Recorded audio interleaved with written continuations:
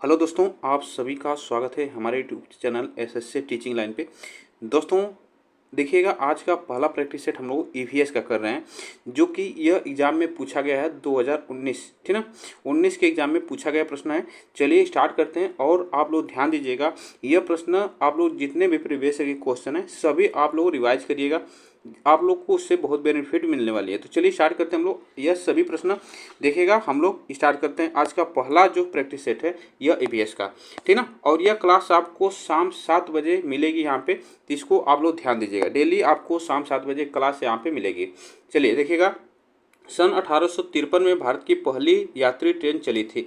यह आपसे पूछा है कि जो यह प्रश्न पूछा गया है एग्जाम में कि 1853 में भारत की पहली ट्रेन यात्री कहाँ से चली थी। याद रखना, मुंबई से थाने के बीच, कलकत्ता से अलीपुर के बीच, कलकत्ता से दमदम के बीच, और यहाँ से पूछा है मुंबई से पुणे के बीच। तो यह आपसे पूछा है कि कहाँ से कहाँ तक चली थी। यह प्रश्न एग्जाम में पूछा गया है। यह बातें आप याद रखना, कहाँ से कहाँ तक। देखिएगा, जो 1853 में चली थी ट्रेन, यह याद रखना, यह मुंबई से थाने के बीच चली थी, ठीक ना। मुंबई से, याद रखना, मुंबई से थाने के बीच चली थी। यह प्रश्न आपसे पूछा जाएगा, इसको ध्यान दीजिएगा, ठीक ना। एक मिनट, थोड़ा सा पेन चेंज कर लेते हैं यहाँ पे, इसको याद रखना। चलिएगा, यहाँ पे देखिएगा, यह मुंबई से थाने के बीच चली थी। और यह कब चली थी, यह प्रश्न आपसे पूछा जाता है। तो यह याद रखना 16 अप्रैल, याद रखना 16 अप्रैल, याद रखना 16 अप्रैल 1853 में, ठीक है। 16 अप्रैल 1853 को चली थी। और यह 34 किलोमीटर की, 34 किलोमीटर यह चली थी। यह आपको याद रखना, पूछा जाएगा कितनी दूरी चली थी। तो यह 34 किलोमीटर की दूरी चली थी। और यहाँ से एक बात और पूछा जाता है कि यह जो भारतीय रेल जो चली थी उसके जनक कौन माने जाते हैं। तो वह आप याद रखना, यह लाल डलहौजी को भारतीय ट्रेन का जनक माना जाता है। इसको आप लोग इतनी बातें याद रखना, ठीक ना। चलिएगा आगे चलते हैं। देखिएगा, एशिया का सबसे बड़ा पशु मेला कहाँ आयोजित होता है। बताइएगा यहाँ पे, एशिया का सबसे बड़ा पशु मेला सोन मेला है, पुष्कर मेला है, नासिक मेला और हरिद्वार। यह आपसे पूछा गया है। देखिएगा, सोन मेला एशिया का सबसे बड़ा पशु मेला। तो यह सोन मेला जो है बिहार में लगता है, ठीक ना। यह कहाँ पे लगता है, बिहार में लगता है। पुष्कर मेला अजमेर में लगता है, अजमेर राजस्थान में। अजमेर, एक मिनट, अजमेर राजस्थान में लगता है। नासिक मेला जो है यह त्र्यंबकेश्वर पहाड़ी जहाँ महाराष्ट्र में लगता है, ठीक ना, महाराष्ट्र में लगता है। यह भी आप याद रखना। हरिद्वार जो है यूपी में लगता है, हरिद्वार में लगता है, ठीक ना। इतनी बातें आप लोग याद रखना। जो कि एशिया का सबसे बड़ा, यह आप याद रखना, यह पशु मेला है, ठीक ना। पशु मेला है जो कि सोन मेला, ठीक ना। सोन मेला को पशु मेला के नाम से भी जानते हैं और इसे हरिहर मेला के नाम से भी जाना जाता है। हरिहर मेला के नाम से जाना जाता है या हरिहर क्षेत्र मेला के नाम से जाना जाता है, जो कि बिहार में लगता है, ठीक ना। पुष्कर मेला जो है यह ऊंट के लिए प्रसिद्ध है, ठीक ना। ऊंट मेला के नाम से जाना जाता है, ऊंट मेला के नाम से जाना जाता है। यह ऊंट के यहाँ पे मेला लगाया जाता है, पुष्कर मेला। यह कहाँ पे, राजस्थान में। इसको आप लोग याद रखना, पुष्कर शहर में लगाया जाता है राजस्थान के। यह प्रश्न आपसे पूछा गया है, ठीक ना। चलेगा आगे चलते हैं। और यहाँ से एक बात और पूछी जाती है कि यह मेला जो सोनपुर मेला है यह कब लगाया जाता है। यह प्रश्न आपसे पूछ दिया जाएगा। तो सोनपुर मेला कब लगाया, तो यह याद रखना कार्तिक पूर्णिमा को, याद रखना कार्तिक पूर्णिमा को, याद रखना कार्तिक पूर्णिमा को नवंबर दिसंबर में लगता है, ना। यह नवंबर दिसंबर में लगता है। यह प्रश्न आपको ध्यान रखना, यहाँ से प्रश्न पूछा जा सकता है, ना। चलेगा आगे चलते हैं। यहाँ पे देखिएगा, नेक्स्ट चलते हैं। देखिएगा, राष्ट्रीय एकता परिषद की स्थापना कब हुई थी। राष्ट्रीय एकता परिषद की 1961 में, 1971 में, 1981 में, 1951 में। तो राष्ट्रीय एकता परिषद की स्थापना आपसे पूछा है, यह कब हुई थी। तो यह प्रश्न आप याद रखना, राष्ट्रीय एकता परिषद की बात की जाए, एनआईसी, ठीक, एनआईसी की बात की जाए तो यह हुई थी, इसकी स्थापना जो हुई थी 1961 में हुई थी, ना। 1961 में, जो कि यह आप याद रखना अनेकता में एकता के सिद्धांत पर केंद्र सरकार द्वारा दिल्ली में इसे मतलब स्थापना की गई थी। तो यह प्रश्न आपको याद रखना है। चलिएगा आगे चलते हैं। नेक्स्ट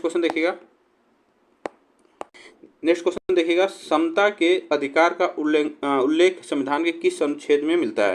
तो देखिएगा, यह आपको याद रखना है कि मौलिक अधिकार की बात की गई, ठीक ना। मौलिक अधिकार आप लोग जानते हैं कि संविधान के किस भाग में उल्लेखित है। तो यह आपको याद रखना है संविधान के भाग 3 में, ठीक ना। संविधान के भाग, याद रखना, संविधान के भाग 3 में यह उल्लेखित है। आपको इतनी बातें याद रखना, जो कि हमारा मौलिक अधिकार कितने हैं, तो 6 मौलिक अधिकार हैं। ये भी आप ध्यान दीजिएगा, ठीक ना। इसमें से पूछा है समता के अधिकार का। समता के अधिकार आपको याद रखना है कि यह जो है हमारा 14 से 18, यह हमारा जो ऑप्शन सही होगा 14 से 18, यह समता का अधिकार देता है। इसको आप लोग ध्यान दीजिएगा। जो 19 है, याद रखना 19 से 22 की बात की जाती है, यह स्वतंत्रता का अधिकार देता है, ठीक ना। स्वतंत्रता का अधिकार देता है, यह बातें याद रखना, स्वतंत्रता का अधिकार देता है। उसके बाद आता है हमारा 23 से 24 की बात की जाए तो शोषण के विरुद्ध अधिकार, ठीक ना। 23 से 24 की बात यह शोषण के विरुद्ध अधिकार देता है। शोषण के विरुद्ध, याद रखना, शोषण के विरुद्ध अधिकार देता है, ठीक ना। अधिकार देता है। उसके बाद 25 से 28 की बात की जाए, 25 से 28 की बात की जाए तो यह धार्मिक स्वतंत्रता का अधिकार देता है, ठीक ना। यह याद रखना धार्मिक स्वतंत्रता, याद रखना स्वतंत्रता का अधिकार देता है, यह बातें याद रखना। और जो हमारा याद रखना आपसे पूछा जाता है 29 से, याद रखना यह 4 है हमारे। फिर उसके बाद अनुच्छेद जो है यह भी आपको याद रखना, अनुच्छेद 29 से यह प्रश्न पूछा है। 29 से 30 जो है हमारा वह सांस्कृतिक व शिक्षा का अधिकार देता है। 29 से 30 जो है हमारा यह सांस्कृतिक व शिक्षा का अधिकार देता है। उसके बाद हमारा संवैधानिक अधिकार जो है, संवैधानिक अधिकार अनुच्छेद याद रखना, अनुच्छेद 32 जो है हमारा, अनुच्छेद 32 की बात किया तो यह हमारा संवैधानिक उपचारों का अधिकार देता है। यह प्रश्न आपको याद रखना होगा सभी। तो यह इसमें जो ऑप्शन हमारा सही है, ये ऑप्शन यहाँ पे सही चलेगा। आगे चलते हैं। देखिए किस देश में लचीला संविधान लागू है, बताइएगा। लचीला संविधान की बात करें, चीन में है, अमेरिका में है, यूनाइटेड किंगडम में है, भारत में। तो यह आपसे पूछा है कि लचीला संविधान किस देश में लागू है, यह प्रश्न आपसे पूछा जाए। लचीला संविधान का मतलब कि उसमें कानूनी समान जो कानून संवैधानिक है उसमें संशोधन आसानी से किया जा सकता है, ठीक ना। इसी संशोधन आसानी से किया जा सकता है जिसे लचीला संविधान लागू होता है। तो वह कहाँ पे, यूनाइटेड किंगडम में, ठीक है। यहाँ पे जो संशोधन होता है आसानी से हो जाता है। लेकिन भारत का जो हमारा संविधान है वह कठोर और लचीला है, ठीक ना, कठोर और लचीला, ठीक ना, कठोर और लचीला है। यह बातें याद रखना, लचीला, यह भारत का जो संविधान है कठोर और लचीला संविधान। तो इसमें जो ऑप्शन हमारा सही होगा यहाँ पे सी ऑप्शन से चलेगा। आगे चलते हैं। निम्नलिखित में से किस देश में रेंडियर पाया जाता है। रेंडियर पाया जाता है एक प्रकार का जीव है, यह आपको बताना है। गर्म मरुस्थल में, मानसून में, टैगा में, टुंड्रा प्रदेश में। तो रेंडियर आपको बताना है यह कहाँ पे पाया जाता है। यह प्रश्न आपसे पूछा गया है, यह आप बताइएगा कहाँ पे रेंडियर पाया जाता है, ठीक ना। देखिएगा रेंडियर जो पाया जाता है, यह प्रश्न आप याद रखना, यह टुंड्रा प्रदेश में, कहाँ पे, टुंड्रा प्रदेश में पाया जाता है। यह प्रश्न आपसे पूछा जाता है। यहाँ पे टुंड्रा प्रदेश में, यहाँ पे ठंड बहुत ज़्यादा होती है, यहीं पे यह पाया जाता है, ठीक ना। यह टुंड्रा प्रदेश में पाया जाता है। टैगा जो वन पाए जाते हैं, टैगा वन, यह इसमें टैगा वन में चीड़, बहुत से कोड़धारी जो वृक्ष पाए जाते हैं, यह बायोम होता है एक प्रकार का, यहाँ पे पाए जाते हैं। यह बातें आप याद रखना, यह टुंड्रा प्रदेश में पाए जाते हैं। आगे चलते हैं। देखिएगा निम्नलिखित में से कौन सा एक शीतोष्ण घास का मैदान नहीं है। यह पूछा है कौन सा एक शीतोष्ण घास का मैदान नहीं है। कंपास, डाउन्स, प्रेयरी, पंपास, इसमें से बताइएगा कौन सा शीतोष्ण घास का मैदान नहीं है। यह प्रश्न आपसे पूछा है। देखिएगा यहाँ से हम कुछ घास के नाम लिखवा दे रहे हैं, यह प्रश्न पूछा जाता है। देखिएगा उष्ण घास के मैदान आप अगर पूछा जाए, पहले उष्ण घास के मैदान लिखवाते हैं, उसके बाद शीतोष्ण घास के मैदान, ठीक ना। शीतोष्ण, याद रखना, शीतोष्ण घास के मैदान। तो पहले हम उष्ण घास के मैदान लिखा देते हैं। देखिएगा सवाना, ठीक ना, सवाना की बात की जाए तो सवाना कहाँ पे है, यह हमारा पूर्वी अफ्रीका में, कहाँ पे, पूर्वी, याद रखना, पूर्वी अफ्रीका में सवाना जो घास पाई जाती है यह पूर्वी अफ्रीका में पाई जाती है, ठीक है, पूर्वी अफ्रीका में पाई जाती है। दूसरा याद रखना, दूसरा आपसे पूछा जाएगा तो यह कंपास, ठीक ना, कहाँ पे, कंपास जो है, याद रखना, कंपास, यह प्रश्न आपसे पूछा जाता है। तो कंपास कहाँ पाई जाती है, तो ब्राज़ील में, ठीक ना, ब्राज़ील में कंपास पाई जाती है। तीसरी ये बात याद रखना, तीसरा जो है यह हमारा लानोस, ठीक ना, लानोस, याद रखना, लानोस, यह कहाँ पर पाए जाते हैं, तो ये वेनेजुएला में, ठीक ना, याद रखना, वेनेजुएला में पाई जाती है। यह आप लोग उष्ण घास के मैदान देखें। उसके बाद शीतोष्ण घास के मैदान देखिएगा। यहाँ पे शीतोष्ण घास के मैदान आपको याद रखना होगा कि इसमें आप याद रखना पंपास, ठीक ना, पंपास, याद रखना, पंपास ये जो पाई जाती है अर्जेंटीना में पाई जाती है, ठीक ना, अर्जेंटीना में, आपको याद रखना, अर्जेंटीना में पाई जाती है। उसके बाद प्रेयरी, याद रखना, प्रेयरी घास के मैदान, ये ठंडी, यह शीतोष्ण घास के मैदान है जो कि यह उत्तरी अमेरिका में पाई जाती है। प्रेयरी उत्तरी अमेरिका में पाई जाती है। वेल्ड, याद रखना, वेल्ड जो है हमारी, यह कहाँ पे पाई जाती है, दक्षिणी अफ्रीका में पाई जाती है। कहाँ पे, वेल्ड जो है दक्षिणी अफ्रीका में पाई जाती है। स्टेपी घास है, ये भी आप याद रखना। स्टेपी घास जो है यह मध्य एशिया में पाई जाती है। स्टेपी डाउन्स, याद रखना डाउन्स घास है, ठीक ना, डाउन्स आपको याद रखना होगा। डाउन्स की बात की जाए तो डाउन्स जो है हमारी, डाउन्स यह कहाँ पे पाई जाती है, तो डाउन्स ऑस्ट्रेलिया में पाई जाती है। इसमें से पूछा है कौन सा हमारा शीतोष्ण घास का मैदान नहीं है, तो यह कंपास जो है हमारा शीतोष्ण घास का मैदान नहीं है। इतनी बातें याद रखना, यह ब्राजील में पाई जाती है और यह शीतोष्ण घास का उष्ण घास का मैदान है, इसको आपको याद रखना। डाउन्स प्रेयरी कंपास, यह पंपास जो है सभी शीतोष्ण घास के मैदान है। इतनी बातें ध्यान दीजिएगा। आगे चलते हैं, देखिएगा नेक्स्ट देखिएगा, जनसंख्या के आकार के अनुसार बृहत्तम महाद्वीप कौन सा है। जनसंख्या के आकार के अनुसार बृहत्तम महाद्वीप कौन सा है, उत्तरी अमेरिका, एशिया, अफ्रीका और यूरोप। यह आप बताइएगा कौन सा इसमें हमारा सही है, ठीक ना, कौन सा इसमें हमारा सही होगा, यह प्रश्न आपसे पूछा गया है। तो इसमें आप बताइएगा, इसमें याद रखना यह जो हमारा यह एशिया, ठीक ना, जनसंख्या के आकार के अनुसार बृहत्तम जो महाद्वीप है हमारा एशिया महाद्वीप है, सबसे बड़ा महाद्वीप जो कि एशिया महाद्वीप, ठीक ना, यह जनसंख्या के आधार से सबसे बड़ा है। आगे चलते हैं, देखिएगा भारत में थारू जनजाति कहाँ निवास करती है। थारू जन उत्तर प्रदेश के तराई क्षेत्र में, उत्तराखंड में, झारखंड में, थारू मरुस्थल में, यह आपको बताना है। यह आप बताइएगा कहाँ पे यह पाई जाती है थारू जनजाति। यह जो जनजाति है यह हिंदू जनजाति है, ठीक ना, हिंदू जनजाति के सभी त्यौहार को मनाती है। लेकिन एक बात याद रखना कि यहाँ पे जो दीपावली है, ठीक ना, दीपावली, यह दीपावली को शोक के त्यौहार के रूप में मनाते हैं। यह शोक, याद रखना, शोक के रूप में मनाते हैं, शोक के रूप में मनाते हैं, याद रखना, मनाते हैं। यह दीपावली को शोक के रूप में मनाते हैं थारू जनजाति, जो कि उत्तर प्रदेश के तराई क्षेत्र में पाई जाती है और उत्तराखंड में भी पाई जाती है। यह दोनों जगह पाई जाती है, इसको आप लोग याद रखना। यह उत्तर प्रदेश के तराई क्षेत्र में और उत्तराखंड में पाई जाती है। इतनी बातें आप लोग ध्यान दीजिएगा। चलिएगा आगे चलते हैं, देखिएगा भिलाई इस्पात यंत्र, भिलाई इस्पात यंत्र की बात की जाए, यह आपको बताना है यह कहाँ पे है, भिलाई इस्पात यंत्र कहाँ पे अवस्थित है, यह प्रश्न आपसे पूछा जाता है। झारखंड में, छत्तीसगढ़ में, उड़ीसा में, मध्य प्रदेश में, यह आप बताइएगा। तो यह आपको बताना है भिलाई इस्पात यंत्र, आपको बताना है यह कहाँ पे अवस्थित है। तो यह याद है ना, भिलाई इस्पात जो यंत्र है यह आपसे प्रश्न पूछा जा सकता है। तो यह छत्तीसगढ़ में, ठीक ना, छत्तीसगढ़ में, जो कि यह किसकी सहायता से बना है, तो यह याद ना सोवियत संघ की सहायता से, ठीक ना, सोवियत, याद ना सोवियत संघ की सहायता से, याद ना, सहायता से यह बना है। कब बना, तो यह याद ना 1955 में, ठीक ना, 1955 में यह बना है। यह छत्तीसगढ़ में स्थित है। चलिएगा आगे चलते हैं, नेक्स्ट क्वेश्चन देखिएगा, भारत में महिलाओं के लिए आरक्षण की व्यवस्था कहाँ है। विधानसभा में, मंत्रिमंडल में, पंचायती राज संस्थानों में, लोकसभा में, यह आपसे पूछा है। बताइएगा इसमें से कौन सा ऑप्शन हमारा सही होगा। यहाँ पे लोकसभा होगा, ठीक ना, बताइएगा भारत में महिलाओं के लिए आरक्षण की व्यवस्था किस में की गई है, यह प्रश्न आपको बताना है। इसमें आप याद रखना, यह याद रखना पंचायती राज व्यवस्था में, ठीक है, पंचायती राज व्यवस्था में यह प्रश्न आपसे पूछा जाता है। पंचायती राज व्यवस्था में इसका आरक्षण है महिलाओं के लिए, यह प्रश्न आपको ध्यान देना है। चलेगा आगे चलते हैं, किसी राज्य के राज्यपाल की नियुक्ति के लिए कम से कम क्या उम्र होनी चाहिए। 45 वर्ष, 50 वर्ष, 35 वर्ष और 30 वर्ष, 35 वर्ष। यह प्रश्न आपसे पूछा है कि कम से कम कितनी उम्र होनी चाहिए, ठीक है। और इसमें दो कंडीशन और होती है कि वह भारत का नागरिक हो और उसकी उम्र कितनी होनी चाहिए, तो उसकी उम्र होनी चाहिए 35 वर्ष, ठीक है, वह 35 वर्ष होनी चाहिए। राष्ट्रपति के लिए कितना उम्र होनी चाहिए, तो 35 वर्ष होनी चाहिए। ये भी आप यहाँ राष्ट्रपति के लिए 35 वर्ष होनी चाहिए। तो इसमें जो ऑप्शन हमारा सही होगा डी ऑप्शन सही है, ठीक है। चलेगा आगे चलते हैं, अनुच्छेद 56 का प्रथम प्रयोग कब और कहाँ हुआ था। तो अनुच्छेद 56 का प्रयोग कब और कहाँ हुआ था। केरल 1959 में, जम्मू कश्मीर और 1956 में, मध्य प्रदेश 1957 में, बिहार 1958 में। तो यह प्रश्न आपसे पूछा है कि अनुच्छेद जो 356 का प्रथम प्रयोग, यह आपसे पूछा गया है कि यह कहाँ पे हुआ था। यह प्रश्न आपसे पूछा गया है, बताइएगा इसमें से कौन सा ऑप्शन हमारा से होगा। तो इसमें याद रखना यह केरल 1959 में इसका प्रथम प्रयोग किया गया था। यह बातें आप याद रखना।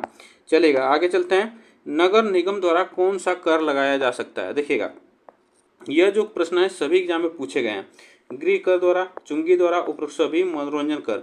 यह आपको बताना है। इसमें से बताइएगा कि नगर निगम द्वारा कौन सा कर इसमें से लगाया जा सकता है। यह प्रश्न आपसे पूछा है, तो बताइएगा इसमें कौन सा ऑप्शन हमारा सही होगा, ठीक ना। यह प्रश्न आपसे पूछा है। देखिएगा, नगर निगम द्वारा जो कर लगाए जाते हैं उसमें बहुत से कर आते हैं। जैसे आपको यह होना कि मनोरंजन कर, टैक्स जो होता है मनोरंजन कर, उसके बाद यह फिल्म प्रदर्शनी, सर्कस, नौटंकी आदि ये जितने भी कर होते हैं लगाए जाते हैं वो नगर निगम द्वारा। तो इसमें जो ऑप्शन हमारा सही होगा यहाँ पे सभी सही है, ठीक ना। यह सभी सही होगा, ठीक ना। यह आप इतनी बातें ध्यान दीजिएगा, ठीक ना। आगे चलते हैं। देखिएगा, संसार का सर्वाधिक समस्याकारी जलीय खरपतवार जिसे बंगाल का आतंक भी कहा जाता है, ठीक ना। बंगाल का आतंक भी कहा जाता है। यह बताइएगा इसमें से कौन सा ऑप्शन हमारा सही होगा।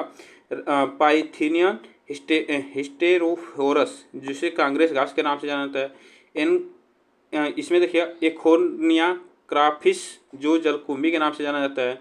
यहाँ पे देखिएगा सिनोडोन डेंड्राइलोन जो है यह दूब घास होती है। लेंट्रा कैमारा, यह आपको बताना है इसमें से कौन सी जो खरपतवार है बंगाल का आतंक के नाम से जानी जाती है। यह प्रश्न आपसे पूछा गया है, तो यह बताइएगा इसमें से कौन सा ऑप्शन हमारा सही होगा, ठीक ना। देखिएगा, यह एकोर्निया जो है क्रासिपन्स जो है जल कुंभी को ही कहा जाता है। यह आपको याद ना बंगाल का आतंक, ठीक ना। बंगाल का आतंक इसे कहा जाता है, जो कि यह बंगाल में सबसे पहले लगाया गया था। बंगाल में जो कि यह खूबसूरत इसके फूल के कारण इसे लगाया गया था। यह क्या करती है, घास की जो जल होते हैं, जल का जो ऑक्सीजन होता है उसको अवशोषण कर लेता है, मतलब सोख लेता है। और उसमें जो जल में रहने वाले जीव होते हैं उसको ऑक्सीजन की कमी होती है तो वह मरने लगते हैं। जो मछलियाँ हैं सभी मरने लगते हैं। इस कारण यह जिसे कहा जाता है बंगाल का आतंक। यह बातें आप ही ध्यान दीजिएगा, यह प्रश्न पूछा गया है, ठीक ना। और यह लैटाना जो कैमारा है यह यातना एक प्रकार की क्या है, यह फूलों की प्रजाति है, ठीक ना। लैटाना कैमारा ये फूलों की प्रजाति है, ठीक ना। चलेगा, आगे चलते हैं। देखिएगा, और यहाँ पे एक और बात देखिए, जो कांग्रेस घास है इसको आपको याद ना, कांग्रेस घास को गाजर घास के नाम से भी जाना जाता है, ठीक ना। इसे गाजर यादना, गाजर घास यादना, घास के नाम से जाना जाता है, गाजर घास के नाम से जाना जाता है। आगे चलते हैं। देखिएगा, वाइस के अजैविक होने का लक्षण है, बताएगा वायरस के अजैविक होने का लक्षण क्या है। इसमें प्रोटीन नहीं पाया जाता है, यह प्रजनन नहीं कर सकता है, इसको क्रिस्टल के रूप में परिवर्तित किया जा सकता है, इसमें वंशानुगत सामग्री नहीं पाई जाती है। यह आपको बताना है कि वायरस के अजैविक लक्षण होने का कारण क्या, लक्षण होने का बताइएगा, होने का लक्षण है। यह प्रश्न आपसे पूछा है, तो अजैविक होने का लक्षण जो होता है यह आपको ध्यान देना है कि यह जो होता है हमारा इसमें क्रिस्टल के रूप में यह परिवर्तित किया जा सकता है। यह बातें आपको याद रखना, ठीक ना। यह ऑप्शन हमारा सी सही होगा। आगे चलते हैं। यहाँ पे देखिएगा, पादप हार्मोन जो फलों को पकाने में सहायता करता है, पादप हार्मोन जो है यह फलों को पकाने में सहायता करता है। यह देखा है जिब्रेलिन, साइटोकाइनिन, इथाइलिन और ऑक्सिन। तो यह आप बताइएगा जो पादप हार्मोन है ये फलों को पकाने में सहायता करता है। यह प्रश्न आपसे पूछा है, कौन सा वो है वह आपको बताना है, बताइएगा इसमें से कौन सा है जो कि फलों को पकाने में सहायता करता है। तो यह याद रखना, इसमें जो ऑप्शन से होगा हमारा इथाइलिन। यह जो होता है एक गैसीय अवस्था में पाया जाता है, ठीक ना, गैसीय अवस्था में पाया जाता है और यह कच्चे फलों को पकाने में सहायता करता है, ठीक ना, कच्चे फलों को पकाने में सहायता करता है। आगे चलते हैं। देखिएगा, स्वतंत्र रूप से भूमि में रहने वाला अवासीय जीवाणु जिसमें नाइट्रोजन स्थिरीकरण की क्षमता होती है वह है राइजोबियम। यह देखिएगा क्लास्ट्रीडियम, विब्रियो, एजोट्रोबैक्टर। इसमें बताइएगा, यह आपसे प्रश्न पूछा जाता है आवासीय जीवाणु जिसमें नाइट्रोजन स्थिरीकरण की क्षमता होती है। बताइएगा इसमें से कौन सा ऑप्शन हमारा से होगा, यह प्रश्न आपसे पूछा जाता है, ठीक है। तो इसमें जो ऑप्शन हमारा से होगा यहाँ पे बी ऑप्शन से होगा क्लास्ट्रीडियम, ठीक ना। ऑप्शन हमारा क्लास्ट्रीडियम यहाँ पे सही है, ठीक ना, क्लास्ट्रीडियम। चलेगा, आगे चलते हैं। नेक्स्ट क्वेश्चन देखिएगा, किस प्रकार का डीएनए कोशिका में सामान्य रूप से पाए जाते हैं, ठीक ना। किस प्रकार के डीएनए जो है कोशिका में सामान्य रूप से पाए जाते हैं, C DNA, B DNA, Z DNA और ए डीएनए। यह आपको बताना है कि सामान्य रूप से पाए जाते हैं। इसमें से बताइएगा कौन सा ऑप्शन हमारा सही होगा, ठीक ना। देखिएगा, जो सामान्य रूप से पाए जाते हैं तो इसको याद रखना बी डीएनए, ठीक ना, यह बी डीएनए पाया जाता है। यह प्रश्न आपसे पूछा जाता है। इसकी खोज वाटसन एवं क्रिक ने डीएनए अणु की संरचना का प्रतिरूप मतलब किया था, तब इसे इसकी खोज कर मतलब किया था। यह बातें आप याद रखना, यह आपसे पूछा जाता है। यह सामान्य रूप से पाए जाते हैं जीवों में, यह आपको ध्यान देना है। चलेगा, आगे चलते हैं। नेक्स्ट क्वेश्चन देखिएगा, इनमें से कौन अचल जीव का उदाहरण है? अचल जीव का उदाहरण है लीच, काइटस, इनकस और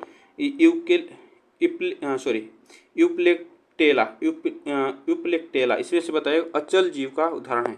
इसमें से बताइएगा यह कौन सा ऑप्शन हमारा सही होगा। यहाँ पे यह प्रश्न आपसे पूछा गया है, ठीक ना।